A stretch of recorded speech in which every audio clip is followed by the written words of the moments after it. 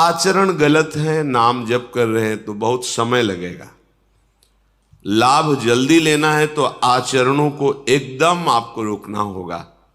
अभ्यासवश गलत हो जाएगा तो नाम भगवान पवित्र करेंगे, पर आपको अपनी तरफ से इस पर शासन करना होगा। गृहस्थ धर्म भी महान धर्म के अंतर्गत है, कोई प्रापंचिक विषय नहीं है। हम लोगों ने गृहस्थ धर्म को समझा ही नहीं और केवल कर्ता भोक्ता भाव में, तो फिर वही जन्म मरण का चक्र भोगना पड़ता है। हमारी एक एक क्रिया का परिणाम होता है। देखो, पुलस्त जी भगवान ब्रह्मा जी के मानस पुत्र हैं। उनसे एक पुत्र प्रकट हुए, वैश्रवण कुबेर जी महाराज। वो अपने पितामह ब्रह्मा की सेवा में लग गए तो पुलस्त जी के हृदय में असंतुष्टता पैदा हुई, हमारी आज्ञा का पालन नहीं कर रहा। उन्होंने अपने को दूसरे स्वरूप में प्रकाशित किया।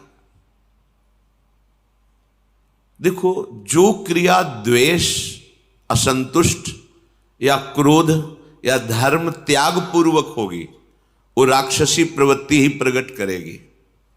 विश्रवा जी के हृदय में कुबेर के प्रति भारी द्वेष, क्योंकि पुलस्त जी का संकल्प उद्वेषात्मक हो गया। तो उनसे जो विश्वश्रवा प्रकट हुए, उनके हृदय में कुबेर जी के प्रति द्वेष, अर्थात धर्मात्मा पुरुष के प्रति द्वेष। उनकी सेवा में कुबेर राजा धीराज पदवी प्राप्त की ब्रह्मा जी से, तो देखा ये पिता स्वरूप है, इनको मेरे से द्वेष है, ये द्वेष मिट जाए तो दिव्य मायावी शक्तियों से युक्त बड़ी ही सुंदर 3 युवतियों को विश्रवा मुनि की सेवा में लगाया। सेवा में नजदीक रहने से उनको पत्नी भाव से स्वीकार किया।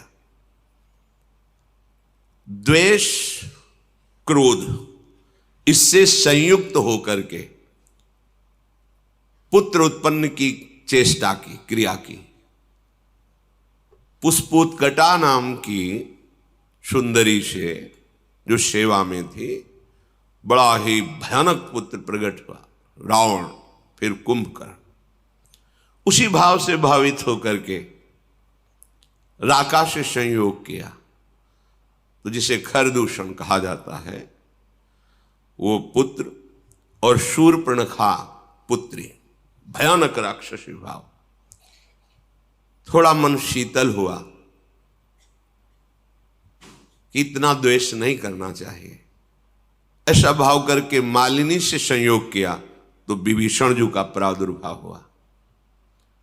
अगर आप गृहस्थ हैं और द्वेष, क्रोध, हिंसात्मक वृत्ति, अधर्म भाव, फिर आप पुत्र उत्पन्न करते हैं, तो वैसे ही पुत्र होगा। या असमय में, जहां शास्त्र आज्ञा नहीं करता, उस समय तो राक्षसी भाव का होगा। जैसे कश्यप और दिति जी पति पत्नी है। कश्यप जी 10,000 वर्ष तक तपस्या में ब्रह्मचर्य रहकर भगवद आराधना की। दिति जी उनकी सेवा में रही। प्रसन्न हुए कश्यप, क्या चाहिए तुम्हें? उनका, भगवान आप हमारे प्राणनाथ पति हैं, एक पत्नी को अपने पति से क्या चाहिए? पुत्र, यही सौभाग्य है। तो उनका समय का इंतजार करो। उनका, नहीं भगवान, मेरे हृदय में इतनी वेदना हो रही है कि हमारी और बहनों की तो संतानें हैं, मेरे है नहीं। अब मैं समय का इंतजार नहीं, आपको इसी समय मुझे पुत्र प्रदान करना पड़ेगा। और इस तरह से वो अपनी भावना को प्रस्तुत किया, हठ किया। महापुरुषों से हठ नहीं करना चाहिए, उनकी रुचि पर छोड़ना चाहिए। पर वो अपनी रुचि का आरोप इस कोर्ट से किया कि वो संध्या काल था, भगवान सूर्यास्ताचल को जा रहे, इस समय महापाप माना जाता है स्त्री संभोग। उन्होंने विवश होकर के फिर स्नान आदि किया और कहा कि तुम जानना चाहते हो तुम्हारा पुत्र कैसा होगा? घोर भगवद्रोही पैदा होगा, क्योंकि घोर समय था। वो दैत्य और दानवों का अधिपति होगा, साधु ब्रह्म ऋषि धर्म इसका नाश करेगा। कांप गए। भगवान, ये तो मेरी चाह नहीं थी, ऐसा कैसे? तो उन्होंने कहा तुम्हारी रुचि और समय इसके अनुसार ऐसा पुत्र होगा। चरणों में गिरे, भगवान ऐसा नहीं होना चाहिए, ऐसा तो होगा पर अब तुम क्षमा मांग रहे हो, इसलिए तुम्हारा पौत्र भगवान का महान भागवत होगा। तो ये हिरणाक्ष और हिरण्यकश्यप के रूप में प्रकट हुए और श्री प्रहलाद जी उनके कुल को पावन करने वाले प्रकट हुए।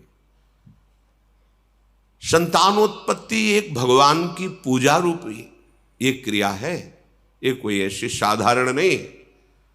आप अगर संयम से रहकर पवित्र होकर भगवान को प्रणाम करके उनकी आज्ञा का पालन करने के लिए उनकी सृष्टि विस्तार रूपी पूजा उनका स्मरण करते हुए, तो निश्चित महाभागवत पुत्र होगा, देशभक्त होगा, बलवान होगा, विद्वान होगा।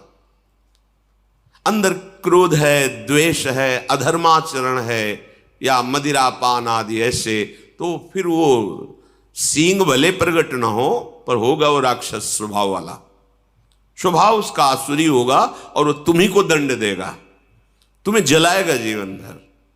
ये शास्त्र प्रमाण से जो चलता है उसे परम शांति मिलती है, चाहे गृहस्थ हो चाहे विरक्त हो। जिस समय रावण प्रकट हुआ, बहुत ही विकराल उस समय हो गया। जैसे भगवान के प्रकट होते प्रकृति शीतल हो जाती है, मंगलमयी सुगंध चलने लगती, धुंदुभियां बजने लगती हैं, कोई भी ऋतु हो, बसंत ऋतु प्रकट हो जाती है। ऐसे ये महान दैत्य भाव, देखो भाव का खेल है। भाव आसुरी किया और संतान उत्पन्न किया, तो ऐसे भाव का प्रकट हुआ।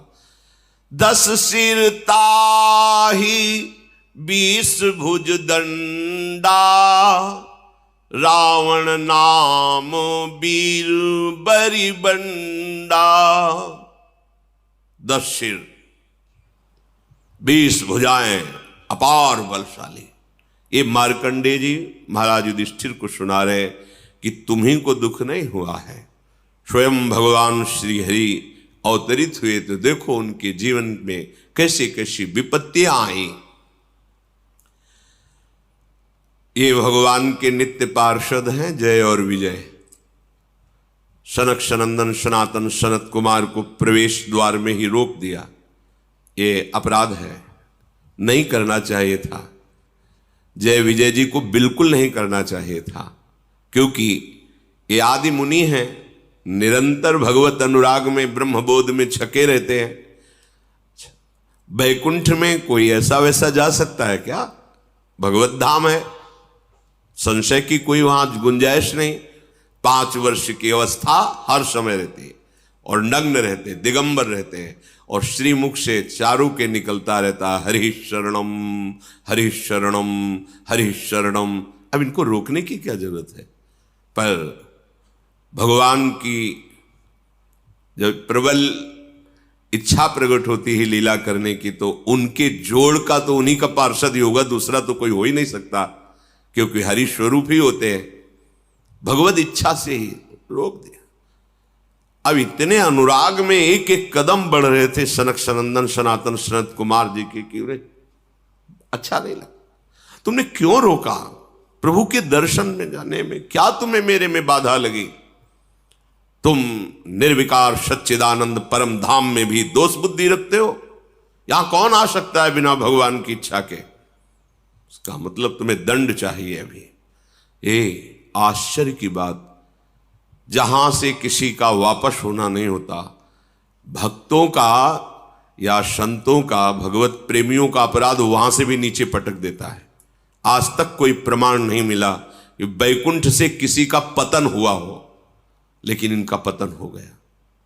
महाभागवत ब्रह्मबोध संपन्न निरंतर भगवत अनुरागी महात्मा को रोक दिया, साप दे दिया। जाओ तुम 3 जन्म तक असुर भाव को प्राप्त हो। इससे बड़ा दंड क्या हो सकता है? भगवत भाव का सिद्ध महापुरुष भगवत पार्षद बनता है, उसका जीवन होता है निरंतर भगवत चिंतन। ऐसे चिंतन में सिद्ध हुए भगवत पार्षद, ये तो सिद्ध पार्षद है, इससे बड़ा दंड क्या हो सकता है कि आसुर भाव को प्राप्त हो, भाव ही तुम्हारा राक्षसी हो जाए। कांप गए। जय विजय। भगवान सर्वांतर्यामी स्वयं चलकर आए और बड़ी अद्भुत बात कही। कहा सेवक का अपराध स्वामी का ही होता है, इसलिए आप क्षमा करो या मुझे दंड दो। ये मानो ऐसा प्रहार हुआ सनकादि के ऊपर, अगर विचार करके देखो बहुत मृदु शब्द दिखाई दे रहे हैं, लेकिन नहीं। भगवान को लगा तुम्हें तो सोचना चाहिए कि मेरे पार्षद हैं, अगर दंड ही दिलवाना था तो हमसे निवेदन करते कि आपके सेवक ने मुझे रोक दिया, आपको असंतुष्टता, आप फाइनल कैसे कर दिए। भगवान के जो शब्द है इसमें बड़ा गूढ़ भाव है। सनकादि को अपना नहीं कहा उस समय, कहा सेवक का अपराध स्वामी का ही अपराध होता, मुझे क्षम। ये बहुत बड़ी बात अलगाव की हो गई ना। अपनापन किससे दर्शा रहे हैं श्री भगवान जय विजय से। सेवक का अपराध स्वामी का ही अपराध होता है। हे ऋषियों, आप चाहे दंड दो या क्षमा करो, मेरी भुजा भी हो, यदि आप जैसे महात्माओं के विरुद्ध चल जाए तो मैं काट दूं, फिर ये तो सेवक है। संतुष्ट किया। अब तो कांप गए शनकादि वचन, क्योंकि परम ज्ञानी है, बार बार भगवान के चरणों में प्रणत हो रहे हैं। प्रभु आप कहें तो शाप मिथ्या हो जाए, पर नहीं, मेरी इच्छा से ऐसा है। और जय विजय से कहा तुम चिंता मत करो, आसुर भाव रहेगा पर तुम्हारे कल्याण के लिए मैं स्वयं अवतरित होऊंगा, स्वयं अवतरित, तुम चिंता मत करो। जय विजय ने तो 3 जन्म लिए, पर भगवान ने 4 जन्म लिए। रावण कुंभकर्ण रूप में जब ये पधारे तो भगवान श्री राम रूप में, वो तो अंश में चतुर्व्यूह स्वरूप से प्रकट हुए। हिरण्यकश्यप हिरणाक्ष के लिए भगवान नरसिंह और वाराह, और शिशुपाल दंतवत भगवान श्री कृष्ण, 4 अवतार, राम, नरसिंह, वाराह और हरि श्री कृष्ण, 4 अवतार भगवान ने लिए। हर चरित्र से हमें शिक्षा मिलती है। यदि हमें रोका जा रहा है तो हम श्रद्धा लेकर के आए हैं, हमें रुक जाना चाहिए। दूसरी बात, यदि वो भगवत प्रेमी महात्मा है तो विनय की जा सकती है, उसको शासन के द्वारा नहीं रोका जा सकता। वो भले अल्प अवस्था का क्यों न हो, यदि वो वैष्णव चिन्हों से चिन्हित है तो हाथ जोड़ के बात करनी चाहिए। अगर आप कुछ क्षण यहां विराजमान हुए, अभी मैं आपको विनय पूर्वक, शासन नहीं, पार्षद हैं भगवान के, वो सामने महान ऋषि है, विनय की जा सकती है। हमको एक एक आचरण की शिक्षा मिलती है हर चरित्र से, हर चरित्र से। अब ये भगवान के पार्षद आसुर भाव को प्राप्त है, इनकी जोड़ का कौन हो सकता है? तो 10 सिर ताही 20 भुज दंडा, रावण नाम वीर बरी बंडा। बड़ा ही प्रचंड सामर्थ्यशाली रावण, जिसके 10 सिर, और ऐसा नहीं था कि भयानक लगता हो, 10 सिर होते हुए भी बड़ा सुंदर था। भगवत पार्षद है, सुंदर था। ऐसा नहीं कि उसके देखने में कुरूपता झलकती हो, जिसके 10 खोपड़ी हो तो अलग नहीं लगेगा, ऐसा नहीं था। और 20 भुजा, महान बलशाली, प्रचंड शूरवीर। और दूसरा, भूप अनुज हरि मर्दन नामा, भयो सुकुंभ करन बल धामा। मानो हिमालय ही पैदा हो गया हो, पुष्पोत्कटा के गर्भ से ऐसा विशाल काय स्वरूप। और आहार, ये छोटे मोटे निशाचरों की बात अभी आप सुनी थी। वो बक नाम का निशाचर जो एक चक्रा नगरी में जब पांडव रुके हुए थे तो ब्राह्मण की बारी आई थी, तो वो बता रहा था 200 भैंसे, एक छकड़ा भोजन और एक आदमी, जैसे हरी मिर्च एक चाहिए तो एक आदमी उस परिवार से जाएगा, रोज उसके लिए अलग अलग नगर से एक एक घर से जाता था। 200 भैंसे, 200 भैंसे कितने, एक छकड़ा भोजन और एक आदमी हरी मिर्ची की तरह स्वाद लेने के लिए। वो आदमी खाएगा, 200 भैंसे खाएगा, एक छकड़ा, ये उसका रोज का आहार था। ये छोटे मोटे राक्षसों की बात है। कुंभकर्ण का आहार क्या था? अनगिनती, मतलब महीनों से व्यवस्था होती थी अपराधी मनुष्यों को पकड़ के, गौ भैंसे नाना प्रकार का आहार, ऐसे जैसे गौशाला खोली जाती ना, ऐसे उसके आहार की व्यवस्था होती। आहार कर, भयानक आहार करने वाला, मतलब विश्व को अब चाट जाए ऐसा उसका उदर, आहार करने, भयंकर बलशाली। मालिनी जी के गर्भ से प्रकट हुए महाभागवत विभीषण जी। देखो चिंतन का प्रभाव पड़ा है, अंदर चिंतन हुआ मैं द्वेष कर रहा हूं नहीं, और शांत भाव से तो उससे विभीषण जी का प्रादुर्भाव। माता पिता की वृत्ति जिस समय संतानोत्पत्ति की भावना से संयोग कर रहे हैं, उसी का परिणाम संतान पर पड़ेगा। ये बहुत बड़ी पूजा है, बहुत सावधानी रखनी चाहिए। इसे ये नहीं समझना चाहिए कि हम वासना की तृप्ति के लिए ऐसा कह रहे हैं, नहीं। पहले हर महापुरुष कुछ समय तक ब्रह्मचर्य रहकर, साधन करके, गुरुजनों को प्रणाम करके, दिक्पाल दिशाओं को प्रणाम करके फिर संतान उत्पत्ति हो। धीर वीर गंभीर विवेकवान ऐसे पुत्र प्रकट होते। भयो विमात्र बंधु लघुताशु, मालिनी जी के गर्भ से विभीषण जी प्रकट हुए, और राका के गर्भ से खर और शूर्पणखा। शूर्पणखा ऐसी वैसी राक्षसी नहीं थी, अगर देवलोक में चली जाए तो कोई भी देवता सामने नहीं आता था, इतनी बलवान थी, कोई साधारण राक्षसी नहीं। एक पूतना को देख लीजिए, भगवान को मारने का ठेका लेकर के गई थी और देवता भी कांपते थे उससे। ऐसे ऐसे बलवान क्या था इनमें, ये प्रकट होकर पहले तप संचय करते थे, ऐसे नहीं बलवान। एक तो जन्मे ही ऐसे बल वाले, पर इन्होंने घोर तपस्या की कि ऋषि मुनि भी आश्चर्यचकित हो गए।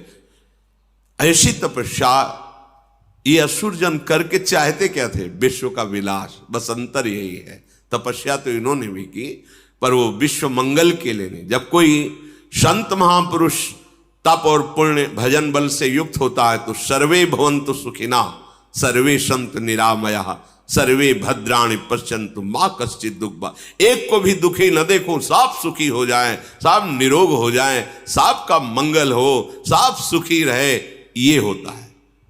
और जब असुर तपस्या करता है तो उसका संकल्प होता है, मैं जब जिसको चाहूं उसको नष्ट कर दूं, मेरे आगे कोई खड़ा होने वाला न रहे, सबको दुख मिले, सबको अशांति मिले, सब मेरे अधीन रहे, ये आसुरी भाव होता है। अब जब वो प्रकट हुए तो उनका परिकर भी प्रकट हुआ। काम रूप खल जिनस अनेका, कुटिल भयंकर विगत विवेका। विवेक रहित, कुटिल स्वभाव, भयंकर आचरण, ऐसे राक्षसों का प्रादुर्भाव हुआ। कृपा रहित हिंसक सब पापी, बरनी न जाहि विश्व परितापी। विश्व को दुख देने वाले ये पापी ऐसे प्रकट हुए कि इनका तेज, इनका बल सारे संसार को पीड़ा पहुंचा दे। ये भगवान के विरोध में प्रकट होने वाला परिकर है, इसलिए इसका पहले गान किया गया है। देखो एक इसमें इस चरित्र से भाव मिल रहा है कि अगर जुड़े हमारा जो भी भाव है और भगवान से जुड़ जाए तो उसका मंगल हो जाता है। और निशाचर स्वभाव, पापी स्वभाव, कहीं किसी पर कोई भी दया कृपा नहीं, केवल हिंसा वृत्ति। उपजे यद्यपि पुलस्त कुल, पावन अमल अनूप, तदपि महीसुर श्राप बसु भय सकल अघरूप। यद्यपि महान कुल में प्रकट हुए, पुलस्त ऋषि के, पुलस्त ऋषि के ही तो भगवान ब्रह्मा से पुलस्त ऋषि से विश्वश्रवा, उससे ये बिल्कुल नजदीक, पर इनका स्वभाव घोर दैत्य स्वभाव, आसुरी स्वभाव। अब इन तीनों ने विचार किया कि सबसे पहला कार्य करना चाहिए भगवान को प्रसन्न करना, भगवान ब्रह्मा, और ऐसा अमरत्व प्राप्त किया जाए कोई मुझे मार न सके। कीन विविध तप तीन हूं भाई, परम उग्र नहीं बरनी सो जाई। तीनों ने खान पान विश्राम सब त्याग करके कठोर तपस्या।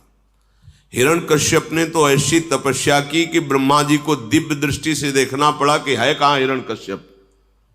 बांबी जम गई थी, घास जम गई थी, निरंतर ब्रह्माकार वृत्ति, ब्रह्मा जी के चिंतन में, ब्रह्म मंत्र से संबंधित। देखो यहां भी शिक्षा मिलती है, अगर कहीं भी विजय प्राप्त करनी है तो आपको तपस्या करनी पड़ेगी, आपको भजन करना पड़ेगा, आपको मंत्रानुष्ठान करना पड़ेगा। और यहां अनुष्ठान धर्माचरण का होता, चाहते हैं उन्नति, विजय, पद, प्रतिष्ठा, यश, कीर्ति, यह दैत्य भाव है, फिर भी कठोर तप कर रहे। पहले जहां भी देखा है किसी भी दैत्य की उन्नति, वो तपस्या के पीछे। शुंद की बात बताई थी, भगवान ब्रह्मा जी को तप के द्वारा प्रसन्न किया। अब इतना तप किया कि विवश होकर ब्रह्मा जी को सामने आना पड़ा। मंत्र में बड़ी सामर्थ्य है। गयो निकट तप देखी विधाता, मांगहु बर प्रसन्न मैं ताता। उठो पुत्रो, तुम्हारी तपस्या पूर्ण हुई, मैं प्रसन्न हूं, क्या चाहिए तुम्हें? तब रावण ने आंख खोली, देखा भगवान ब्रह्मा जी विराजमान हैं। करी बिनती पद गही 10 सीसा, बोल्यो बचन सुनहु जगदीशा। प्रणाम किया, हाथ जोड़कर कहा, हे जगत के ईश्वर भगवान ब्रह्मा जी, मैं अमर हो जाऊं। मार्कंडेय जी महाभारत में कहते, उसने कहा मैं अमर हो जाऊं। उनका असंभव, यह वरदान नहीं दे सकता, क्योंकि वो मन की बात जानते थे कि आसुर भाव को प्राप्त है, अमर हो गया तो त्राहिमाम मच जाएगा। कहा नहीं, अमर नहीं, और कुछ मांग सकते, एक शब्द केवल हटा दो अमर, फिर और जो चाहो मांग लो तो ठीक है। हम काहू के मरही न मारे, बानर मनुज जाति दुई बारे।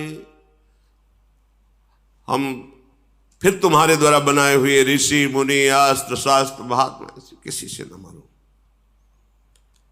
ये मनुष्य और बानर तो हमारे आहार हैं, बस इनको, इनके लिए हमें वरदान की जरूरत नहीं तुम्हारी। ब्रह्मा जी का बस थोड़ा तो हमें रास्ता चाहिए। ऐसे हिरण्यकश्यप ने मांगा, अमर हो जाऊं, असंभव, ये नहीं दे सकता। फिर तुम्हारी सृष्टि के बनाए हुए किसी भी मनुष्य से, किसी से, तो सृष्टि में बनाया हुआ कोई मनुष्य, अस्त्र शास्त्र मंत्र, कुछ भी जो ब्रह्मा का बनाया हुआ है, उससे न मरो। तो वही अमृत तो समझ गया कि हम, ब्रह्मा जी ने कहा हाँ ये तो दे देंगे, रास्ता निकलना चाहिए। भगवान ने ऐसा रूप रखा जो ब्रह्मा ने कोई बनाया ही नहीं, नरसिंह, फाड़ को फेंक दिया हिरण्यकश्यप को। ऐसे बुद्धि, ये मनुष्य क्या है, हमारे आहार हैं नर बानर पशु, इनके लिए तुम्हें वरदान की आवश्यकता नहीं है देने की। हाँ, और आपके किसी भी बनाए हुए दैवी शक्ति, देवता आदि, लोकपाल, कोई अस्त्र शस्त्र, ब्रह्मा जी ने कहा एवमस्तु तुम बड़ तप कीन्हा। उसी समय साक्षी देने के लिए भगवान शंकर भी आ गए। मैं ब्रह्मा मिलित ही वर दीन्हा। महादेव जी ब्रह्मा जी, तथास्तु, ऐसा ही हो। फिर देखा पहाड़, कुंभकर्ण। ब्रह्मा जी ने कहा बहुत होश में इसको वरदान देना पड़ेगा, अगर ये पूरे दिन आहार करेगा तो जितना हम सृष्टि रचा है सब चौपट हो जाएगा। पुनि प्रभु कुंभ करन पई गयऊ, तेहि बिलो की मन विषमय भयऊ। जो यही खल नित करब आहारू, हो ही सब उजारी संसारू। अगर ये बराबर जागता रहा तो पूरी सृष्टि को उजाड़ देगा। सरस्वती को याद किया, अब बैठो इसकी जबान पर। कहा बेटा तुम मांगो, तुम्हारी क्या इच्छा है। उसने पहले ही सोचा था कि सीधे इंद्रासन, त्रिभुवनपति बनकर के रहूंगा, सारी सृष्टि हमारे अधीन रहेगी। बोलना चाह रहा है इंद्रासन, निद्रासन। सरस्वती जी बैठी हुई। ब्रह्मा जी ने कहा तथास्तु। 6 महीने में एक बार जगेगा और दिन भर आहार करेगा, फिर हो जाएगा 6 महीने का। सारद पेरी तासुमति फेरी, मांग सी नींद मास सटकेरी। एक बार 6 महीने सोना, फिर जग के आहार करना, फिर 6 महीने के लिए। ब्रह्मा जी ने कहा तथा, यह है तपस्या का फल। उसे ज्यादातर ऐसे ही मांगते हैं कि खुद चक्क सोने को मिले, खाने को मिले। ये आसुरी स्वभाव है। अब दृष्टि पड़ी विभीषण जी पर। मार्कंडेय जी कह रहे एक पत्ता सूखा विभीषण जी रोज पाते थे और निरंतर भगवान नाम जप करते थे। गए विभीषण पास पुनि, कहो पुत्र बर मांगू। तेहि मांग्यू भगवंत पद, कमल अमल अनुराग। ये बात मांगी, यही मांगना चाहिए। यही मांगने से मांगना मिट जाता है। ब्रह्मा जी विभीषण के पास गए और कहा पुत्र तुम्हारी तपस्या पूर्ण हुई, वरदान मांगो। उन्होंने चरणों में प्रणाम करके कहा भगवान मुझे अमल अर्थात कामना रहित, निष्काम, मल है कामना, निष्काम और अनन्य, तेहि मांगे भगवंत पद, कमल अमल अनुराग। अनुराग अनन्य भक्ति, निष्काम अनन्य प्रेमा लक्षण भक्ति जो है वो मुझे श्री हरि की दीजिए। हरि के चरणों में निष्काम भक्ति। मार्कंडेय जी ने कहा कि जब उन्होंने ये मांगा तो ब्रह्मा जी ने सबसे पहला शब्द कहा कि तुम्हारे जो 2 भाइयों को हमने ना कहा है वो अपनी तरफ से देता हूं, तुम अमर हो जाओ। ये तो तुम्हें मिले ही, लेकिन जो 2 भाइयों ने मांगा मैंने नहीं दिया वो तुम्हें दिया। अमर आज भी विभीषण राज्य कर रहे हैं दिव्य लंका में। पीछे चूंकि उस प्रसंग पे नहीं जाना था, तो जब दिग्विजय कर रहे थे राजसूय यज्ञ के लिए पांडव, तो उस समय घटोत्कच की पीठ में बैठकर समुद्र पार किया था। और वहां गए, जब पता चला भगवान श्री कृष्ण के भक्त हैं ये पांडव, तो विभीषण जी स्वयं उनका स्वागत किया और कहा विजय की जरूरत नहीं है, हम हार स्वीकार करते हैं, आपकी विजय प्रणाम करके कहा था नहीं हम आपको परास्त करने नहीं, आपका आशीर्वाद लेने आए। विभीषण जी अब भी विराजमान है लंकाधिपति के रूप में। जब सृष्टि समिटेगी तो साकेत धाम जाकर सदैव भगवान के, ये है भगवान की भक्ति का प्रताप। एक बात मांग लो जिससे सारी बात अपने आप पूर्ण हो जाती, भगवान के चरणों की आसक्ति। प्रभु निरंतर आपके प्रेम में डूबा रहूं, बस इससे क्या होगा, प्रभु अधीन हो जाएंगे। फिर जब मालिक अधीन हो गया तो सारी संपत्ति उसकी तो है ही, सारी संपत्ति तो उसकी है। हम लोग अल्प बुद्धि वाले हैं, इसीलिए प्रभु को रिझाने के बाद मांगते क्या है, यही मायाकृत भोग सामग्री, मायाकृत नहीं मांगना है मालिक से। अब एक गरीब आदमी चक्रवर्ती सम्राट के पास जाए, सम्राट के हम बहुत खुश हैं, बोलो क्या चाहिए, तो सोचेगा भैंस के लिए 1 साल का चारा और घर के लिए 1 साल का भोजन। महाराज हमारे पशु के लिए चारा और हम लोग के लिए 1 साल, तो उसके लिए मजाक की बात होगी। अरे तुम मांग लेता तो गांव का गांव, नगर का नगर वो दे देता, आज जीवन की व्यवस्था कर देता। पर उसकी हिम्मत नहीं मांगने की, वो अपनी सामर्थ्य के अनुसार मांगता है। इसलिए सच्ची बात यह है कि मांगना भी भगवान के ऊपर छोड़ दे, कि हमें मांगना भी नहीं आता। अगर वो ऐसा कह दे गरीब आदमी चक्रवर्ती सम्राट से कि महाराज मुझे नहीं पता कि मुझे क्या चाहिए, आप दे दो, तो जो वो देगा वो अपनी सामर्थ्य के अनुसार देगा, वो निहाल हो जाएगा। ऐसे ही चतुर सुजान भक्त मांगते भी नहीं। जैसे प्रभु कहते हैं कि हाँ क्या चाहिए, तो बोले आप जान लो आपको क्या देना है हमें, तो वो भगवान अपना सानिध्य देंगे, अपने धाम में अपने समान सुख प्रदान करने वाला वैभव उसको प्रदान करते हैं। भगवान से ना मांगने पर विशेष लाभ है, मांगने पर तो हमारी सोच बहुत छोटी है, पता नहीं क्या मांग ले, और उनके ऊपर छोड़ दो। सुदामा जी ने मांगा था क्या? नहीं मांगा ना, चले काहे के लिए थे? पत्नी ने प्रेरणा यही की थी कि मित्र हैं कुछ तो दे ही देंगे, बच्चों का उदर पोषण करने की व्यवस्था तो हो ही जाएगी। पर सुदामा जी चतुर सुजान भक्त थे, एक शब्द भी नहीं कहा। अच्छा मित्र चलते हैं, तो बोले कपड़े जो नए पहने हुए इनको उतार दो, नहीं रास्ते में चोर परेशान करेंगे। वो भी उतार के वही पुरानी जो उनकी धोती थी फटी लपटी वही पहना दिया। सुदामा जी ने सोचा कि अच्छा किया, अच्छा किया। अब पत्नी को समझाएंगे जाके कि बहुत जो है तू, जाओ जाओ मित्र हैं दे देंगे, कपड़ा भी उतरवा लिए अपने पहलाएंगे। अब भगवान ऐसे हाँ चलो, तो सोचा 2-4 असरफी तो होंगी मुट्ठी में, ये तो जानते ही घर की हालत की, खाने को भी नहीं। भगवान ने कहा इधर से जब आप जाना तो उधर से मुड़ जाना। बोले वो तो हम जानते मुड़ जाएंगे आप, पता है। और रास्ते में सोच रहे कि कितने श्री कृष्ण हमारे कृपालु हैं, नहीं दिया कि दरिद्र ब्राह्मण के ऐसा ना हो ईश्वरी पाकर मुझे भूल जाए, मेरा मित्र कितना कृपालु है। और जब आए तो उनको लगा कि मैं लौट के द्वारिकापुरी ही आ गया क्या, ऐसी सुदामापुरी रची। भगवान ने 2 लोक की संपत्ति भेज दी उनके यहां। तो हमारे दाता ऐसे उदार हैं कि इनसे मांगो ना तो बड़े लाभ में रहोगे, मांगोगे तो फिर थोड़ा घाटा रहेगा। इतने बड़े मालिक से तुम मांग ही नहीं सकते जो मांगना चाहिए। ये विभीषण जी ने मांगा, कहा तेहि मांग्यो भगवंत पद कमल अमल अनुराग। अमल माने निष्काम होता है, कामना ही मल है।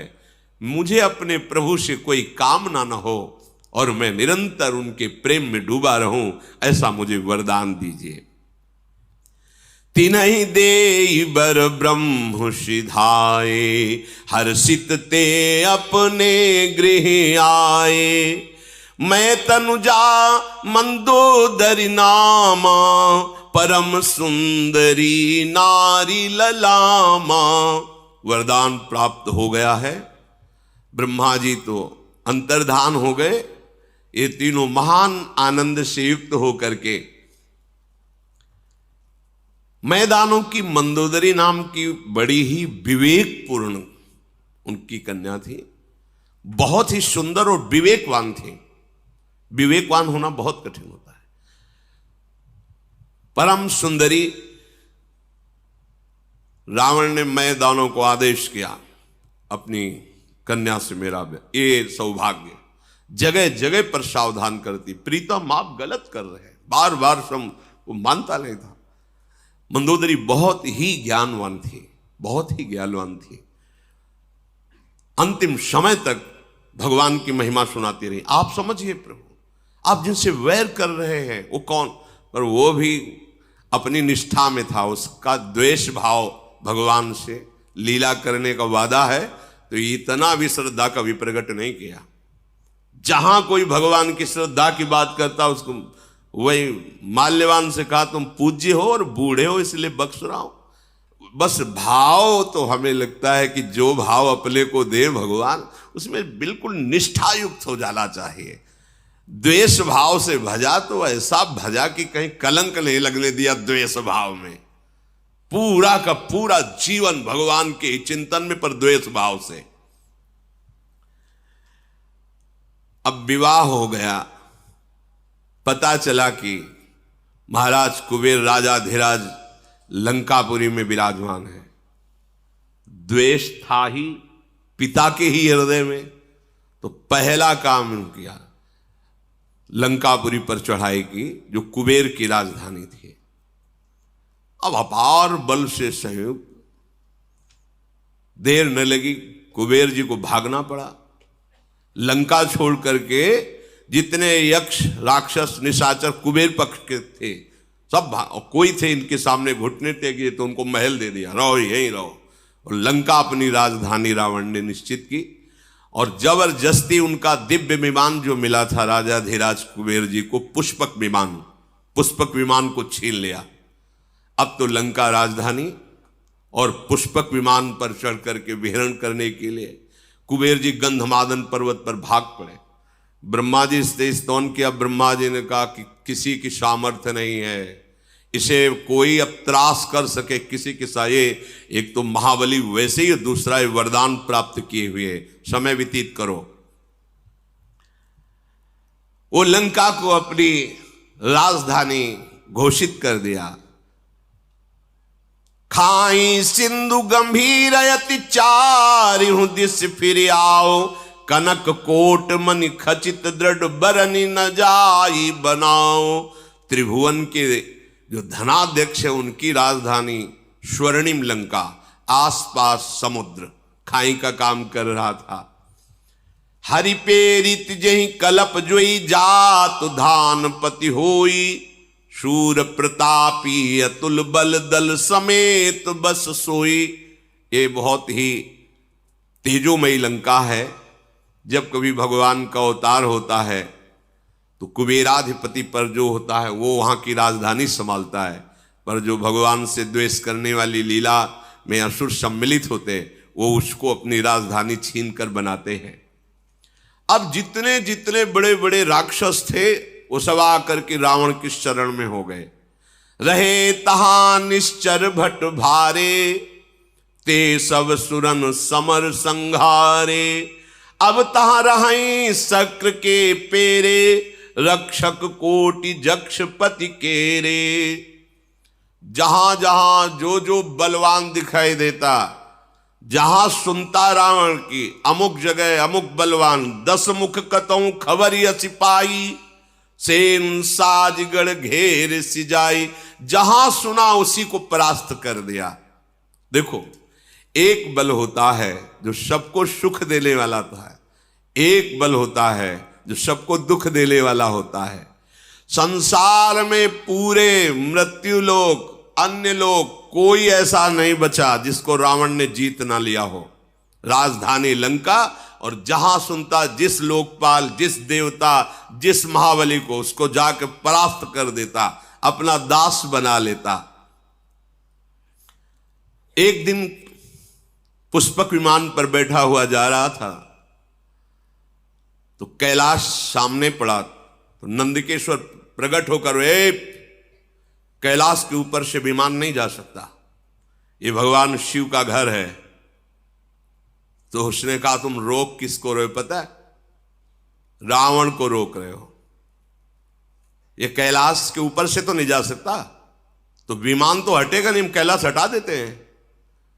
उतरा विमान से, कौतुक कहीं कैलाश पुनि लीन्हे सिजाई उठाई, मनों तौल निज बाहुबल चला बहुत सुख पाई। उमा सहित भगवान महादेव गण सहित पूरे कैलाश पर्वत को भुजाओं से, 20 भुजा पर वो वरदानी है। महादेव जी मुस्कुराए। नंदिकेश्वर ने कहा प्रभु मुस्कुराने का समय नहीं है, अगर आप इतना छूट दे दिए तो कोई इस कैलाश की महिमा को नहीं समझेगा। भगवान ने कहा कि हम तो केवल इसके वरदान की रक्षा के लिए कि किसी पर भी विजय प्राप्त करता है इसलिए, नहीं तुम देखना चाहते हो कैलाश उठा सकता है। एक अंगूठा ऐसे रखा तो जैसे पत्थर के नीचे मेढक दब जाए ना, ऐसे वैसे तो कैलाश उठा लिया। पर जब नंदिकेश्वर ने प्रार्थना की कि प्रभु आप, तो भगवान ने कहा हम तो ब्रह्मा के वर की पूर्ति के लिए ऐसा, इसलिए नहीं तो देखना चाहते हो कैलाश उठा सकता है। ऐसे अंगूठा रखा, पर वो भारी विद्वान भी है पुलस्त ऋषि का। तो जो तांडो आज भी गाया जाता है जहां शिव पूजन होता, जटाटवी गल ज्वल प्रवाह पावित स्थले गले लंब लंबिताम भुजंग तुंग मालिकाम डम डम डम निनादव डमर वयम चकार चंड तांडवम तनो तुनः शिवा शिवम जटा कटा सब भ्रमम समम, जो पूरा तांडो जे ही गाया भगवान से प्रसन्न हो गए। ऐसा तांडव स्तोत्र है कि निश्चित भगवान से प्रसन्न। भगवान शिव प्रसन्न हुए, दर्शन दिए, साष्टांग प्रणाम, बोले आज से मैं आपको अपना आराध्य देव मानकर गुरु स्वरूप स्वीकार करता हूं, सदैव आप हमारी रक्षा करना और मैं आपकी आराधना में सदैव लगा रहूंगा। रावण ने विनय करके विमान स्वैट से निकाला। अब आग कैलाश की ऐसी महिमा है, कोई कैलाश के ऊपर से वाहन से नहीं निकल सकता। जो भगवान शिव का कोई भी देवता, कोई भी यक्ष गंधर्व कैलाश के साइड प्रणाम करके, वो भगवान शिव का महल है। महल क्या है, बरगद के नीचे, बरगद जानते हो कितना है, 60,000 योजन, 60,000 योजन की डाले, 6 ऋतुएं उस बरगद के नीचे हैं। इधर वर्षा ऋतु हो रही तो इधर शीतलता, इधर ग्रीष्म ऋतु, इधर बसंत ऋतु, सब ऋतुएं उसी बरबट वृक्ष के नीचे। भगवान शिव का आसन 88 हजार वर्ष की महाराज समाधि लगाते हैं, भगवान के अनन्य भक्त हैं। अब जैसे जैसे उसकी सब सेना बढ़ती जा रही है, परिवार बढ़ता जा रहा है, बल बढ़ता जा रहा है, सब बड़ाई, कोई ऐसा नहीं बचा जो रावण के आगे सर न झुकाता हो। एक दिन जगता था, बकाया सोता रहता कुंभ, और जिस दिन जगता था तो जो बड़ा काम होता था सौंप दिया जाता था, भोजन पाओ, अपना आहार करो और जाओ उस पर विजय प्राप्त करो। उसको ये थोड़ी होता था कि जाके कुछ युद्ध करना पड़े। खड़ा हो जाता था, लंबी श्वास लेता था तो सेना का सेना अंदर चली जाती थी।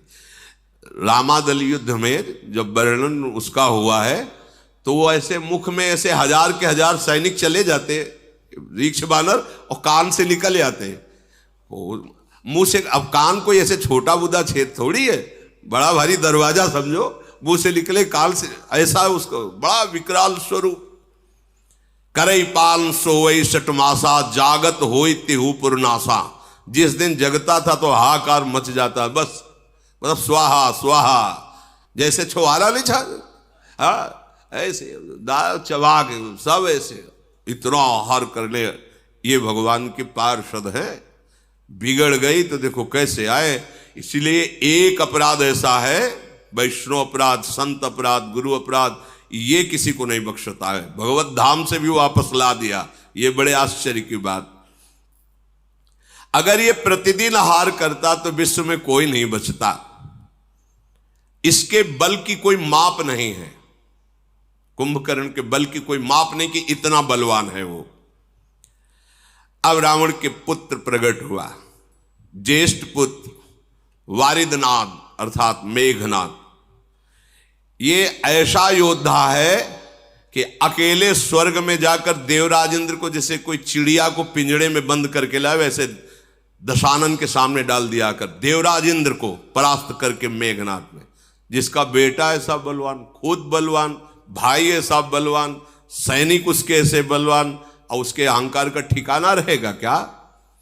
काम रूप जा नहीं सब माया, सपन जिनके धर्म न दाया। स्वप्न में भी न धर्म है न दया है, ऐसे ही कामना के आसक्त राक्षस जन। इन सब को देखकर रावण बड़ा प्रसन्न हुआ और बुलाया कि आज मैं सभा में देखना चाहता हूं अपने समस्त वीरों को। देखा एक से एक नरांतक, एक से एक महान बलवान दैत्य, बहुत प्रसन्न हुआ। अपना परिवार, अपनी सेना, अपना बल देख करके सेन बिलो की सहज अभिमानी, बोला बचन क्रोध मदशानी। सुनहु सकल रज नीचर जूथा, हमरे बैरी विविध बरू था। ते सन्मुख नहीं करही लड़ाई, देखी सबल रिपु जाहि पराई। समस्त सभासदों, परिवार के जनों, सुनो, मेरा आदेश है। मेरा एक दुश्मन जो कभी मेरे सामने नहीं आता, वो हरि। वो छुप करके हमारा शत्रुओं का विनाश कर सकता है। दूसरा हमारा दुश्मन त्रिभुवन में नहीं कोई जिसको हम परास्त न कर दें। वो कहां रहता है, कैसे, कोई नहीं जानता, वेद भी नहीं जानते, और वो बहुत बलवान है और मेरा दुश्मन है। अब उसका कैसे नाश किया जाए, इस पर विचार किया जाए। तिन कर मरन एक विधि होई, कहूं बुझाई सुनो अब सोई। एक उपाय मेरी समझ में आया है कि उनका कैसे हम अपने वश में कर सकते हैं, उनको कैसे परास्त कर सकते हैं। अविनाशी भगवान के लिए भी वचन बोल रहा, कैसे उनको मार सकते हैं। बोले एक उपाय है, जितने नाम जप करने वाले भक्त हैं, जितने साधु महात्मा ऋषि मुनि हैं, ये सब उनके प्राण हैं। समझो, रावण भी समझ रहा है, ये उनके प्राण हैं। जहां यज्ञ होती है, भगवत चर्चा होती है, नाम जप नाम कीर्तन होता है, उसी से ये पुष्ट होता है। जैसे देवता स्वाहा से पुष्ट होते हैं, ऐसे हरि उसी से पुष्ट होता है। हाहाकार मचाने का आदेश किया। कोई भी देवता कोई भी हो, वो हमसे विजय नहीं पा, एक ही केवल हरि। यही है बुद्धि की विपरीत दशा। जिस जिसको जो जो आदेश किया, फिर स्वयं उठाई गदा और चला। तो चलत दसानन डोलत अवनी, गर्जत गर्भ श्रवही सुनी रवनी। जब हाथ में गदा लेकर के चला तो पृथ्वी कांपने लगी, ऐसा बलशाली। दहाड़ मारता तो गर्भपात हो जाता है, उसकी दहाड़ में इतना भय है। जब सुना बड़े बड़े लोकपालों ने कि रावण पधार रहा है, तो रावण आवत सुने उसकोहा, देवन तके मेरु गिरि खोहा। कोई गुफा में छुप गया छोड़ के, कोई पर्वत में, कोई जंगल में भाग पड़े। लोक के लोक खाली, वरुण लोक भुजा ठोक दी तो वरुण लोक में कोई नहीं। जिस जिस लोक में गया वह खाली ही पाया, कोई सामने नहीं पाया। और अहंकार बढ़ा। दिक्पालन के लोक सुहाए, सुने सकल दसानन। एक भी नहीं मिला कोई लोकपाल। जहां गर्जना करता कोई वहां लोक में दिखाई नहीं देता। सुन लो, भगवत विमुख कितना भी बलवान और तपस्वी हो, कभी शांति और सुख को प्राप्त नहीं हो। इनसे बड़ा कोई बलवान होगा क्या? पुनि पुनि सिंहनाद करी भारी, दे देवतन गारी पचारी। जिस लोक में जाए गाली देता, अशुद्ध शब्द बोलता, कोई सामने नहीं, सब खाली। रन मद मत फिरई जग धावा, प्रतिभट खोजत कतहु न पावा। कोई युद्ध करने के लिए तैयार नहीं, जहां जाता है सब खाली हो जाता है। रवि शशि पवन वरुण धन धारी, अग्नि काल जम सब अधिकारी। देखो इतना बड़ा बलवान रावण जब सूर्यलोक, चंद्रलोक, वायुलोक, वरुण लोक, कुबेर लोक, अग्नि काल यमराज सबको अपने अधीन कर लिया, क्योंकि कोई मार नहीं सकता। भगवान ब्रह्मा जी का वरदान, किन्नर सिद्ध मनुज सुर नागा, हठ सब ही के पंथ लागा। ब्रह्म सृष्टि जहां लघु तनुधारी, 10 मुख बस बरती नर नारी। जितना ब्रह्मा का रचा हुआ है, कोई भी ऐसा नहीं जो रावण के अधीन न हो, रो न रहा हो। इसीलिए इसका नाम रावण पड़ा, सबको रुलाने वाला। भुजबल विश्व बस्य करी, राखे को न स्वतंत्र। मंडलीक मनि रावण राज करई, निज मंत्र अपनी इच्छा के अनुसार। सर्वलोक सम्राट, सार्वभौम नहीं, सर्वलोक सम्राट रावण जैसा कहता है वैसा लोक। ब्रह्मा जी तो नाम मात्र के विराजमान हैं, अब इसका शासन चल रहा है, जो कहता है वही हो रहा है। देव जच्छ गंधर्व नर किन्नर नाग कुमारी, जीति बरी निज बाहुबल बहुत सुंदर बरनारी। जिस लोक में जो सुंदरी मिलती, सब ब्राह्मण की सेवा में, सबको अपने अधीन कर लिया। बड़े बड़े देवता सब कांप गए। पृथ्वी में घोर अत्याचार, शुभ आचरण कतहु नहीं होई। आज्ञा है रावण की, कोई नहीं कथा कहेगा, कोई रामकृष्ण हरि कीर्तन नहीं करेगा, कोई भी नहीं, कहीं भी शुभ आचरण नहीं हो रहा है। देव विप्र गुरुमान न कोई, न ब्रह्म ऋषियों का सम्मान, न साधुओं का सम्मान, कुछ नहीं, सब खत्म। आगे आएगा ऐसा समय। जब कलयुग का भयंकर रूप होगा तो ऐसा ही समय आएगा। नहीं हरि भगति यज्ञ तप ज्ञाना, सपने सुनिय न वेद पुराना। वेद पुराण की कथा वार्ता, यज्ञ तप भजन साधन खत्म। केवल रावण का अत्याचार, सब भयभीत। जप जोग विरागा, तप मख भागा। श्रवण सुनई दस सीसा, आपन उठ धावई रहे न पावई। धरि सब घालई खीसा। जहां सुनने को मिला, गुप्तचरों ने बताया कि वहां नाम जप हो रहा, वहां कीर्तन हो रहा, वहां यज्ञ हो रही, वहां धर्मानुष्ठान, स्वयं जाता और सांप के गले उतार देता। न किसी का मंत्र काम करता, न सांप काम करता, क्योंकि पहले ही ऐसी तपस्या कर ली थी। अस भ्रष्ट अचारा, भाषण सारा। धर्म सुनी नहीं काना, ते बहुविधि त्रासई। देश निकासई, जो कह वेद पुराना। अगर कोई भगवत चर्चा करते मिल जाए तो बहुत प्रकार से पीड़ा देके उसे काला पानी की सजा दे दी जाती है। निकालो इसको। सारा संसार त्राहिमाम बोल पड़ा। बरन न जाई अनीति, घोर निशाचर जो करही। हिंसा पर अति प्रीति, तिनके पाप ही कवनिमिति। इनका जो अत्याचार बढ़ रहा है तो वर्णन नहीं किया जा सकता, क्योंकि इनकी पाप में रति है। कोई शासन करने वाला इनके ऊपर नहीं है।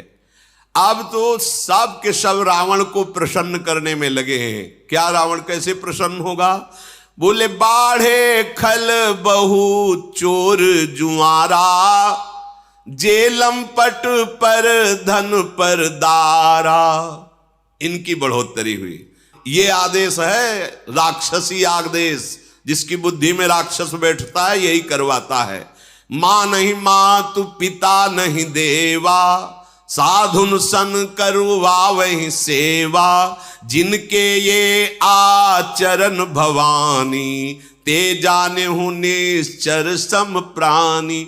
महादेव जी कहते कि मैं तुम्हें राक्षसों की पहचान बताऊं भवानी? क्या? बोले बड़े बड़े कान होते, सींग होते। बोले ऐसी बात नहीं है। बोले कैसे होते? बोले जो जुआ खेलते हैं, शराब पीते हैं, मांस खाते हैं, पराई स्त्री से व्यभिचार करते हैं, माता पिता को अपमानित करते हैं, संतों से सेवा लेते हैं। जहां ऐसे भाव हो तो जिनके आचरण भवानी, ते जाने निश्चर सम प्राणी। उन निश्चित समझना कि राक्षसी स्वभाव का व्यक्ति है। अब तो हाहाकार मच गया, क्योंकि रावण को प्रसन्न करने के लिए होड़ लग गई पापाचरण की। जो जितना बड़ा पापाचरण करे उतने बड़े इनाम। रावण की सभा में उसका सम्मान। और वैसे ही स्वाभाविक सबकी रुचि पापाचरण में अधिक होती है। और फिर सपोर्ट मिल गया रावण का। जो जितनी हिंसा पापाचार करके सामने जाए उसको पुरस्कार मिलेगा। अगर जो कहीं धर्म से चल रहा है, परिवार का नाश कर दिया जाएगा।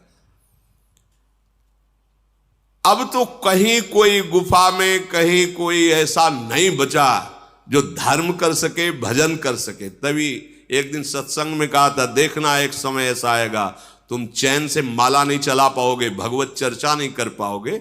अभी तो बच्चा है कलयुग, आगे समय नहीं मिलेगा भगवत भजन करने का। कोई भी धर्माचरण नहीं कर सकता रावण के भय से। अब तो पृथ्वी कांप गई। जब पृथ्वी में धर्माचरण नहीं होता तो ये मां है व्याकुल हो जाती है कि मेरे सब बच्चे मारे जाएंगे, सब नरक जाएंगे। जब कोई संत महात्मा प्रकट होता है तो भूमि प्रफुल्लित हो जाती है कि कम से कम एक ही जिनके अधिकार में जो भी आएगा इनके, वो पावन हो जाएगा। पृथ्वी हर्षित होती है, जैसे माँ अपनी गोद में बच्चे को दुलार कर, ऐसे हो। और जहां कोई दुष्ट अधर्मी पैदा होता है तो जल जाती है। किसके द्वारा? पापाचरण बढ़ेगा। अब तो पापाचरण ही पापाचरण हो रहा है। कोई भी ऐसा नहीं बच रहा जो रावण की प्रसन्नता के लिए पापाचरण ना करे। एक ही रास्ता पृथ्वी को सूझा कि जिन्होंने वरदान दिया उन्हीं के पास चला जाए, ब्रह्मा जी के पास। तो दया का, करुणा का पात्र है गाय। सबको सेवा करनी, चरणों में प्रणाम करना, ये हमारे शास्त्र। गौ में समस्त धर्म वास करते हैं, समस्त देवता वास करते हैं। ऐसी बड़ी तो गाय का रूप पृथ्वी ने धारण किया। जो माता भूमि है, इन्होंने गाय का रूप धारण किया और हृदय में विचार करके समस्त ऋषियों को लेकर के, जो गुप्त रूप से इधर उधर जो नजर में नहीं थे रावण के, सबसे कहा कि एक ही उपाय है, भगवान ब्रह्मा जी कुछ कर सकते हैं, चलो हम उन्हीं के पास चलते हैं। तो सुर मुनि गंधर्वा मिलकर शर्बा गे बिरंच के लोका, संग गोतनुधारी भूमि विचारी परम विकल भय शोका। ब्रह्मा सब जाना मन अनुमाना, मोर कछु न बसाई, जा करिते दासी सो अविनाशी, हमरे उतोर सहाई। देवता मुनि गंधर्व ऋषि और गौ रूप धारण करके भूमि ब्रह्मलोक में गए और सबने रो करके कहा कि प्रभु आप जान रहे हैं क्या दुर्दशा हो रही है। तो उन्होंने कहा मुझे सब कुछ पता है, पर अब मेरी सामर्थ्य नहीं कि मैं कुछ भी सुधार कर सकूं। जिनके हम भी सेवक हैं, आप भी हैं, वही हरि केवल सहायता कर सकते, इस समय दूसरा कोई सहायता नहीं कर सकता। धरनि धरहि मन धीर कह विरंचि हरिपद सुमिरु,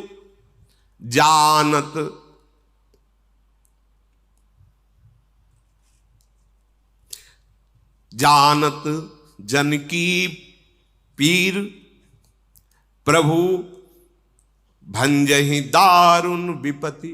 अपने भक्तों के मन की बात जानने वाले केवल प्रभु हैं, इसीलिए अपने मन की बात केवल प्रभु से करनी चाहिए। कोई नहीं त्रिभुवन में जो सहयोग दे सके, समझिए, कोई त्रिभुवन में नहीं।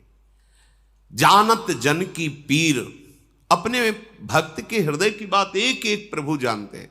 अगर आपको लगता है मुझे कहना है तो केवल प्रभु से कहिए, कोई तुम्हारी सहायता नहीं कर सकता। सब एक सीमित सहयोगी हैं, असीम सहयोग देने वाले केवल श्री भगवान श्री हरि हैं।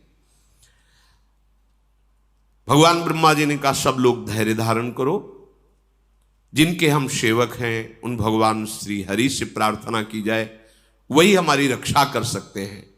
तो बैठे सुर सब करहि विचारा, कहां पाई प्रभु करिए पुकारा। ऋषि मुनि देवता ब्रह्मा जी सब विचार कर रहे कि कहां प्रभु मिलेंगे, कैसे जाकर उनके चरण पकड़कर प्रार्थना करें, हम सबको कहां चलना चाहिए। तो किसी ने सलाह किया कि भगवान सुनते हैं क्षीर सागर में हैं, तो किसी ने कहा कि भगवान वैकुंठ में हैं। पूर्व वैकुंठ जान कहा कोई, को कहा पय निधि बस प्रभु सोई। जाके हृदय भगत जस प्रीति, प्रभु ताहा प्रगट सदा तेहि रीति। हे उमा, कोई कहता चलो बैकुंठ चलते हैं, तो ब्रह्मा जी से कहा हम सबकी सामर्थ्य तो नहीं वहां प्रवेश पावे, आप ही ले चलो। तो किसी ने कहा नहीं, क्षीर समुद्र चलते, क्षीरशाही भगवान शेषशैया पर विराजमान, वहां प्रार्थना कर। तो वहां भी सबकी पहुंच कैसी होगी, जिसके हृदय में जैसी भावना थी वैसे प्रकट करते। तो भगवान शिव कहते कि मैं भी उसी सभा में था, तो ते ही समाज गिरजा मैं रहूं, अवसर पाई बचन एक कहूं। हरि व्यापक सर्वत्र समाना, प्रेम ते प्रगट हो ही मैं जाना। देश काल दिशि विदिशहु माही, कहु सो कहा जहां प्रभु नाही। भगवान शिव ने कहा अवसर मिलने पर हमने कहा देखो आप सब लोग निराश मत हो, कहीं नहीं जाना प्रभु के लिए, कोई ऐसी जगह नहीं जहां मेरा प्रभु विराजमान न हो। शिव यही परम बोध है, यही परम ज्ञान है, कहीं नहीं जाना। समान रूप जैसे बैकुंठ में विराजमान है, क्षीर समुद्र में, ऐसे एक एक कण में विराजमान है। हरि व्यापक सर्वत्र समाना। तो कैसे पाऊं, बोले प्रेम से प्रगट होई मैं जाना। मैंने ऐसा जाना है, अनुभव किया है कि जहां प्रेम से पुकारा जाए वहीं प्रभु प्रकट हो जाते हैं। कोई देश, कोई काल, कोई दिशा, कोई स्थान ऐसा विशेष नहीं कि वहां प्रभु मिलेंगे या नहीं। जहां हो, जिस समय हो, जैसे हो, प्रभु हैं, तुम्हारे समीप है। केवल तुम्हारी बात पहुंच जाए। कैसे बात पहुंचती? प्रेम कनेक्शन से, दूसरे से नहीं। प्रभु से बात करने का 2.5 अक्षर प्रेम के पढ़े सो पंडित होए। ये 2.5 अक्षर जागृत हो जाए प्रेम, तो बोलो या ना बोलो, वो एक एक बात उत्तर मिलेगी, एक एक बात वो सुन रहे हैं। प्रभु प्रेम से प्रकट होते हैं। ये बात सुनते ही सबका हृदय आनंदित हो गया। हां, ये परम सत्य बात है। मोर बचन सबके मन माना, साधु साधु करी ब्रह्म बखाना। ब्रह्मा जी कहने लगे साधुवाद साधुवाद, धन्य है, बिल्कुल परम सत्य बात ऐसी, कहीं जाने की जरूरत नहीं है। यही हम सब प्रेम से पुकारते हैं, प्रभु प्रकट हो जाएंगे।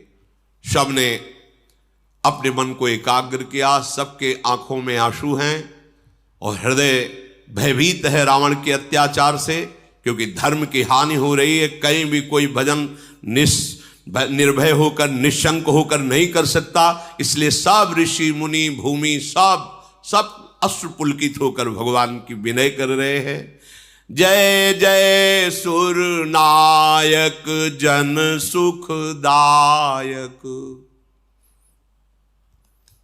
प्रणत पाल भगवंता गोद्विज हितकारी।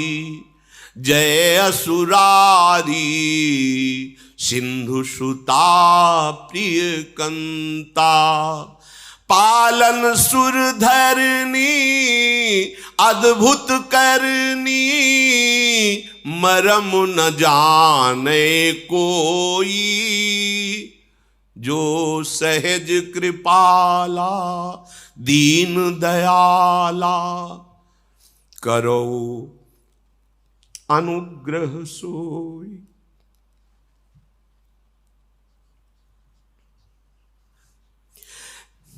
जय जय अविनाशी सब घटवासी, व्यापक परमानंदा। अविगत गोतीतम चरित पुनीतम, माया रहित मुकुंदा।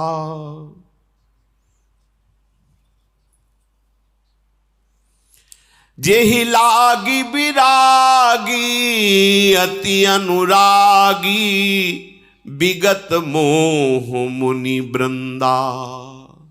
निशिवासर ध्यावहि गुण गण गावहि, जयति सच्चिदानंदा। जेहि सृष्टि उपाई त्रिविध बनाई, संग सहाय न दूजा।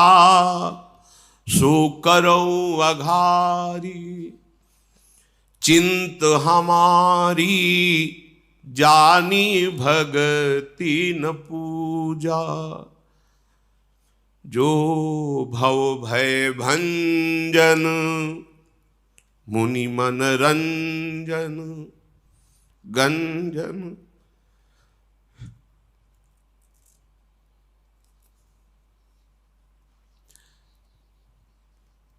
जो भव भय भंजन मुनि मन रंजन, गंजन विपति बरूथा।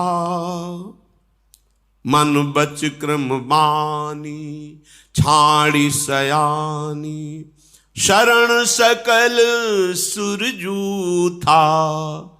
सारद श्रुति से सारि से अशेषा, जा कहूं को नहीं जाना। जेहि दीन पियारे वेद पुकारे, द्रवहु सुश्री भगवाना। जेहि दीन पियारे वेद पुकारे, द्रवहु सुश्री भगवान।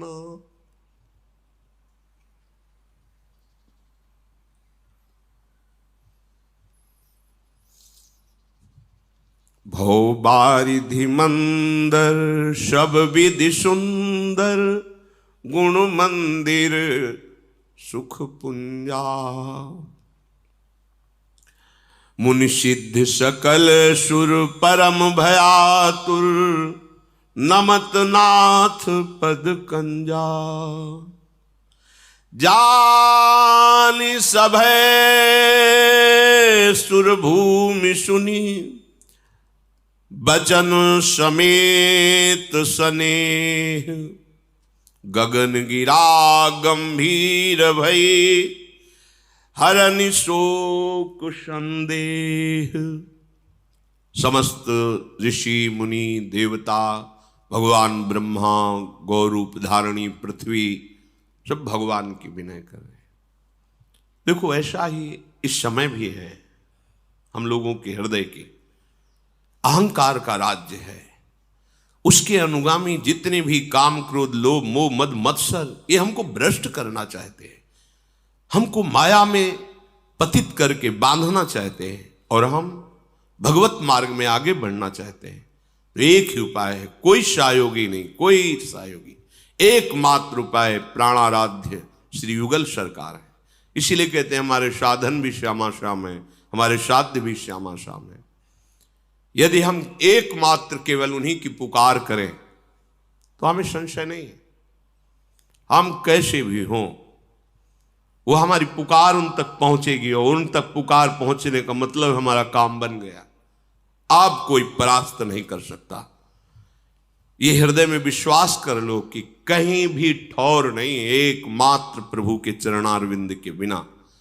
ये अहंकार इतना रावण की तरह बलवान है कि रुलाता रहता है, ये ऐसे आचरण कराता रहता है, ऐसे बंधन प्रदान कर, ऐसी बुद्धि भ्रष्ट कर देता है, जिससे हम महान विपत्ति में फंस जाते हैं, दुख में फंस जाते हैं। कहीं सुख का लेश नहीं होता। नाना प्रकार के जो दंड मिलते हैं, देहाभिमान के कारण भ्रमित होकर हमसे जो भूल हो जाती, गलती हो जाती, पापाचरण हो जाते, एकमात्र सुधरने का उपाय है हरि शरणम। ऐसे करुणा निधान भगवान हैं जो क्षमा कर देंगे, उन्हीं की क्षमा से हमारी विजय होगी। हम में कोई सामर्थ्य नहीं कि हम सुखी हो जाएं, एकमात्र सुख सिंधु भगवान की कृपा कोर ही हमें सुखी कर सकती, दूसरा उपाय नहीं। ये कम नहीं है अहंकार, इसको रावण से कम मत समझना। ये बहुत बलवान है, बहुत बलवान है। ये भगवान को भी गाली दिला देता है। देखो ना अहंकार की भाषा, वही अहंकार बोल रहा है चढ़ करके राक्षसी भाषा, जो न भगवान को मानते हैं, न ग्रंथ को मानते हैं, न धर्म को मानते हैं। कौन है? वही बोल रहा है, अहंकार बोल है क्या? उन्हीं के बल से बलवान होकर तुम बोल रहे हो। अगर वो अपनी वायु को रोक ले तो 1 सेकंड में मर जा। वो अपने पूरे विधान तेरे सुख के लिए फैलाए हुए हैं और तू उन्हीं को गाली दे रहा है। उन्हीं की भूमि में खड़ा धस जाए तो अभी मिट्टी में मिल जाए। तो उन्हीं की वायु से जीवित, उन्हीं के जल से जीवित है, उन्हीं के आकाश में अवकाश है, उन्हीं के तेज से तू शक्तिवान हो रहा है। उन्हीं का बल, उन्हीं का मैं ही तेरे अंदर अहंकार बन करके बोल रहा है। तू समझ नहीं रहा, उनके सिवा तेरी सत्ता ही नहीं है। हे देवताओं के स्वामी, सेवकों को सुख देने वाले, जन सुखदायक, हे शरणागत की रक्षा करने वाले प्रभु, आपकी जय हो, जय हो। गौ ब्राह्मण ऋषि मुनि देवता धर्म, ये सब आपके चरण आश्रित हैं। प्रभु महालक्ष्मी भी आपके चरणों को सहलाती रहती हैं। आपने जिन जिन को आदेश किया है कि वो इस पृथ्वी की सेवा करें, अमुक अमुक पदों पर बैठ करके, प्रभु वो आपकी दी हुई सामर्थ्य, अर्थात बड़े बड़े लोकपाल जो ईश्वर कोटि की सामर्थ्य रखते हैं, वो आपके ही सामर्थ्य से हैं। हे कृपालु, आपका स्वभाव ही है दीनों पर दया करना।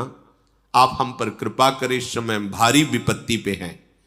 हे अविनाशी, हे सबके हृदय में निवास करने वाले सर्वव्यापक परमानंद स्वरूप, हे अज्ञेय इंद्रियों से परे, हे पावन चरित्र करने वाले प्रभु, माया से रहित मुकुंद, मोक्ष प्रदान करने वाले प्रभु आपकी जय हो, जय हो। लोक परलोक सब भोगों से विरक्त होकर के जो आपका निरंतर भजन करते हुए अनुराग में डूबे हुए हैं, उनको महान दुख दिया जा रहा है। प्रभु जो दिन रात आपके गुणों का गान करते हैं, आपका ध्यान करते हैं, हे सच्चिदानंद प्रभु आपकी जय हो। जिन्होंने किसी का सहयोग लिए बिना एक क्षण में पूरी सृष्टि की रचना कर दी, जिन्होंने ब्रह्मा विष्णु शिव रूप धारण कर सृष्टि का सृजन पालन संहार किए, नाथ वो आप ही हो। हे हरि आप हमारी शुद्ध लो। हमें ना भक्ति आती है ना आपकी पूजा आती है, हमें ये भी पता नहीं कि कैसे आपको रिझाऊं। अपने शरणागतों के जन्म मृत्यु का नाश करने वाले, मुनियों के मन को आनंद देने वाले, विपत्तियों के समूह को नष्ट कर देने वाले, मन वचन कर्म से चतुराई छोड़कर हम आपकी शरण में हैं। प्रभु हम शरणागत हैं। साक्षात सरस्वती, वेद, भगवान, अनंत महिमा युक्त शेष जी, संपूर्ण ऋषि मुनि, कोई आज तक आपकी महिमा का पार नहीं पा पाया। वही जान पाया जितना जान पाया जो आपने जना दिया। नाथ जिन्हें केवल दैन्यता प्रिय है, बस दीन प्यारे, अहंकार प्रिय नहीं, दैन्यता प्रिय है। वेद ऐसा कहते हैं। वो भगवान प्रकट हो, हम पर दया करे। हे सुखों की राशि, हे नाथ, हम सब दुखी होकर आपके चरण कमलों में प्रार्थना करते हैं, आपको बार बार नमस्कार करते हैं। आप हमें निर्भय कीजिए। जब सबने ऐसी विनय की तो उसी समय मानो प्रेम वर्षा हो रही, ऐसे अमृतमय भगवत वचन सबको सुनाई दिए। आकाशवाणी हुई, जनि डर पहु मुनि सिद्ध सुरेशा, तुम्हि लागी धरि हो नर बेसा, अंसन सहित मनुज अवतारा, ले हो दिन कर वंश उदारा। हे देवताओं, ऋषि मुनियों, पृथ्वी, आप कोई डरने की जरूरत नहीं है। मैं आ रहा हूं तुम सबको निर्भय करने के लिए। सूर्य वंश में मैं अपने अंशों के सहित अवतार धारण करूंगा। कश्यप अदिति महातप कीन्हा, तिनको मैं पूरब बर दीन्हा, ते दशरथ कौशल्या रूपा, कौशलपुरी प्रगट नर भूपा। कश्यप और अदिति ने बहुत भारी तपस्या की थी और उनकी इच्छा थी कि आपके समान पुत्र हो तो मेरे समान तो मैं ही हूं। अब वही अयोध्या में महाराज चक्रवर्ती सम्राट दशरथ के रूप में और कौशल्या जी के रूप में अदिति जी विराजमान हैं। अब मैं उसी अवधपुरी में उनको माता पिता मानकर प्रकट होऊंगा। उन्हीं के घर जाकर मैं अपने अंशों सहित 4 स्वरूपों में प्रकट होऊंगा। आप सत्य वचन मानिए। आज से आपको निर्भय हो जाना चाहिए।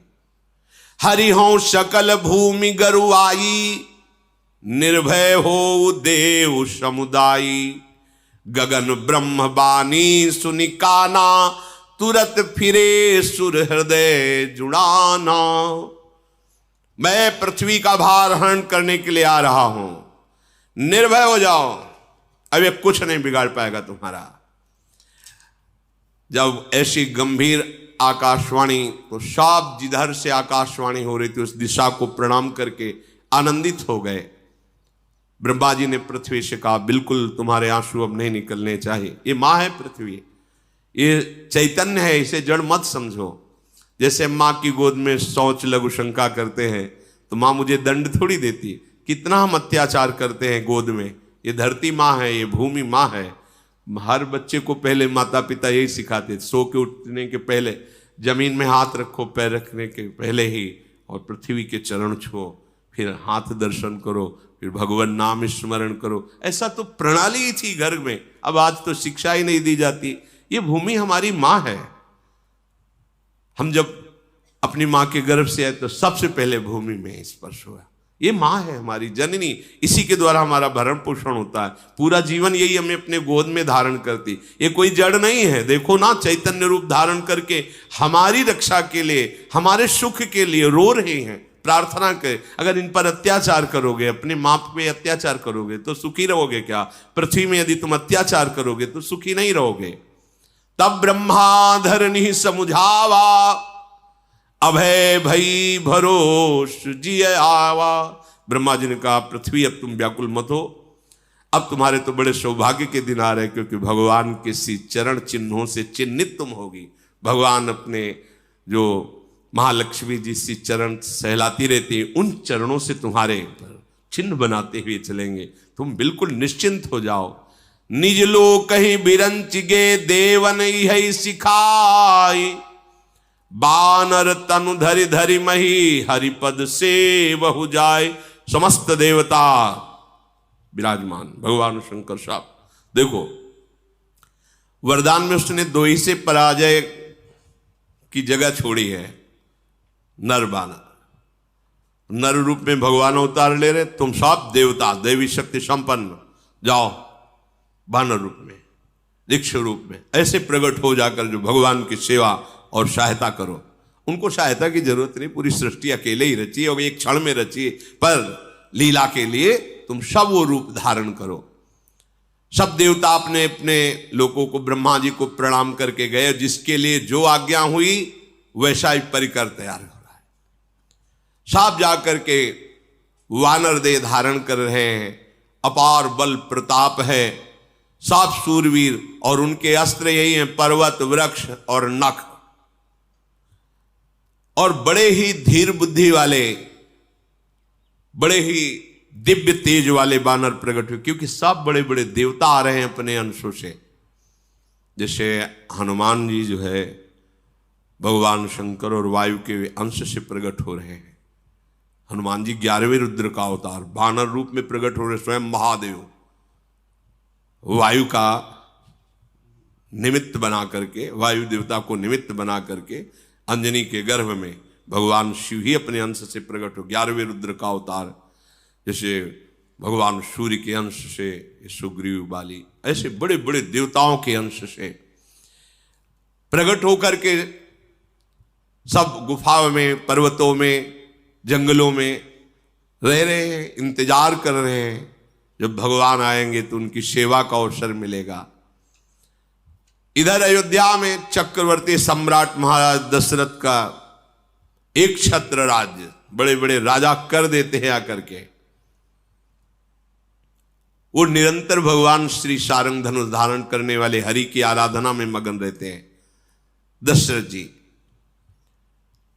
कौशल्या जी, कैकेयी जी, सुमित्रा जी, ये 3 प्रिय रानियां हैं जो सदैव दशरथ जी की सेवा में रहती।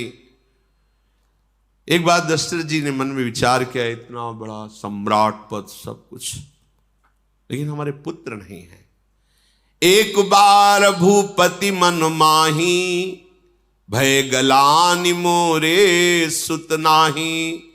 गुरु गृह गयऊ तुरत महिपाला, चरण लागी करी विनय विशाला।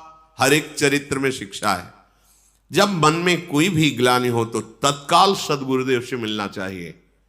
तत्काल को जब वो कृपा करें उनसे मिलने का अवसर होना, और मिलकर के अपने हृदय की ग्लानि उनके सामने रख देनी चाहिए। अगर प्रगट में नहीं मिल रहे तो आपके पास छवि है, साक्षात मानो और विनय करके देखो, अगर दूर ना हो जाए। ये पद्धति है। जहां मन तुम्हारा ग्लानि कर रहा हो किसी कामना से, तो गुरुदेव की छवि तो सबके पास रहती है। यह हम अनुभव की भी बात कह रहे हैं। प्रगट में हम नए अवसर नहीं मिल रहा कहने का। जैसे हमारे गुरुदेव को गंभीर स्वभाव में हर समय श्री जी की सेवा में, आंतरिक सेवा में डूबे रहते हैं, तो साक्षात भावना मानकर उनकी छवि करो, उत्तर मिल जाएगा, तत्काल निवारण हो जाएगा। गुरु तत्व रूप से तुम्हारे हृदय में विराजमान, कोई कर्ण नहीं, अखंड मंडलाकारम व्याप्तमेन चराचरम। उस समय भगवान वशिष्ठ जी के पास महाराज दशरथ जी गए, चरणों में पड़ करके कहा, मुझे बहुत ग्लानि हो रही है, इतना वैभव, इतना सुख, एक भी हमारे संतान नहीं। पूरा जीवन हो गया हरि की आराधना करते हुए। सारंगपाणी भगवान श्री हरि। वशिष्ठ जी ध्यानस्थ हुए। ध्यान में उनके एकदम जो आकाशवाणी हुई थी वो गूंज गई। उन्होंने कहा अब तुम्हें चिंता नहीं करनी। धरहु धीर होई है सुतचारी, त्रिभुवन विदित भगत भयहारी। मुझे संकेत मिल गया। एक पुत्र नहीं, तुम्हारे 4 पुत्र हैं। और वो पुत्र कौन है? भक्तों के भय का हरण करने वाले स्वयं भगवान 4 रूप से अवतरित होने वाले हैं। आनंद मगन हो गए दशरथ जी। संगी ऋषि वशिष्ठ बुलावा, पुत्र काम शुभ यज्ञ करावा। भगत सहित मुनि आहुति दीन्हा, प्रगटे अग्नि चारु कर। तत्काल ही वशिष्ठ जी ने ऋष्य श्रृंग ऋषि, जिनका पीछे चरित्र आपने सुना, बहुत ही महाबलशाली महात्मा है, बुलाया और कहा महाराज मुझे भगवान का संकेत हुआ है, पुत्रष्टि यज्ञ कराया जाए। भगवान अपने अंश रूप से अवतरित होने वाले हैं। भक्ति सहित आहुतियां दी गई। जब यज्ञ पूर्ण हुई तो स्वयं अग्नि देवता प्रकट हुए और हाथ में वो हविष्यान्न लिए, खीर लिए हुए थे कटोरे में। जो वशिष्ठ कछु हृदय विचारा, सकल काज हुआ सिद्ध तुम्हारा। ये हवि बांट देहु नृप जाई, जथा जोग जहि भाग बनाई। जो तो आपने वशिष्ठ जी से विनय की थी और वशिष्ठ जी ने जो भगवत संकेत के द्वारा कहा था, बिल्कुल सिद्ध बात है, तुम्हारा कार्य सिद्ध हुआ। ये खीर लो और खीर अपनी पत्नियों में बांट दो, अवश्य पुत्र प्रकट होगा 4 रूपों में। ऐसा कहकर भगवान अग्निदेव अंतर्धान हो गए। दशरथ जी फूले नहीं समा रहे, जिसकी ऐसी मंगलमयी स्थिति के भगवान स्वयं अवतरित होने वाले हैं। सबसे पहले महारानी पद पर विराजमान कौशल्या जी हैं, उनको बुलाया और खीर का आधा भाग उनको दिया। फिर आधे के 2 भाग किए, 1 भाग कैकेयी जी को और शेष जो बचा उसके फिर 2 भाग करके प्रदान किए सुमित्रा जी को। लक्ष्मण शत्रुघ्न, सुमित्रा जी से, कैकेयी जी से भरत जी और कौशल्या जी से स्वयं भगवान श्री राम के रूप में हरि का प्रादुर्भाव हुआ। शेष